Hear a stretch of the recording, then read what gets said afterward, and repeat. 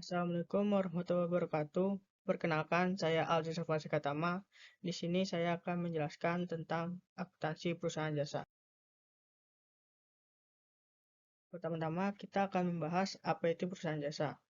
Menurut Philip Kotler, perusahaan jasa adalah perusahaan yang menawarkan suatu elemen yang sifatnya intangible atau tidak berwujud, tapi manfaatnya dapat dirasakan.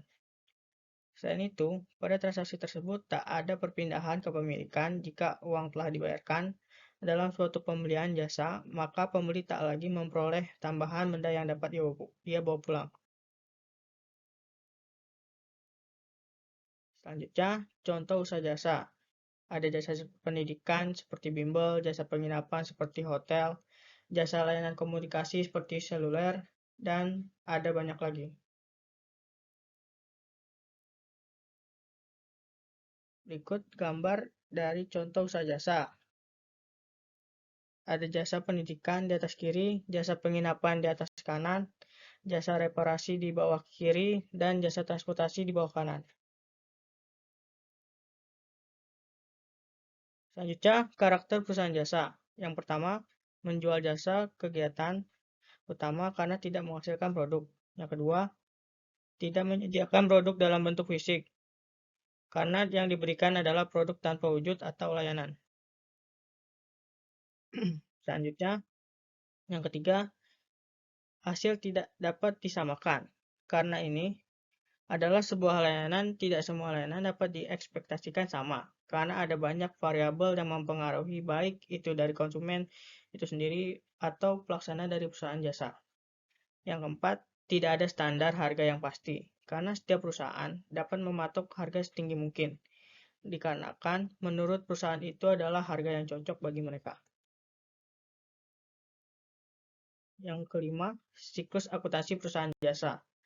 Tetap memakai laporan keuangan, walaupun akunnya tidak sebanyak perusahaan dagang.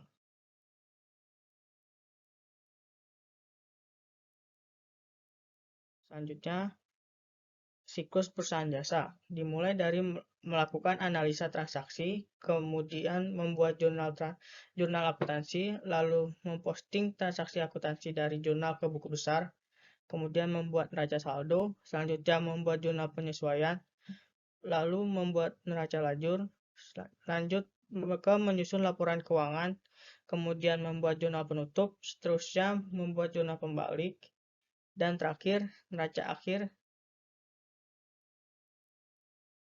Selanjutnya, jenis transaksi perusahaan jasa. Yang pertama, pembelian. Transaksi ini dilaksanakan untuk mendapatkan perlengkapan kerja dan peralatan. Yang kedua, pendapatan. Sebagai umumnya, perusahaan pastinya juga mendapatkan pendapatan.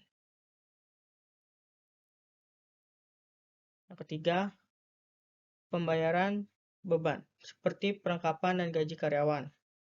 Yang keempat, penerimaan piutang, karena tidak dipungkiri masih ada kemungkinan untuk konsumen berhutang kepada kita dan agar kita tidak lupa untuk menagihnya di kemudian hari.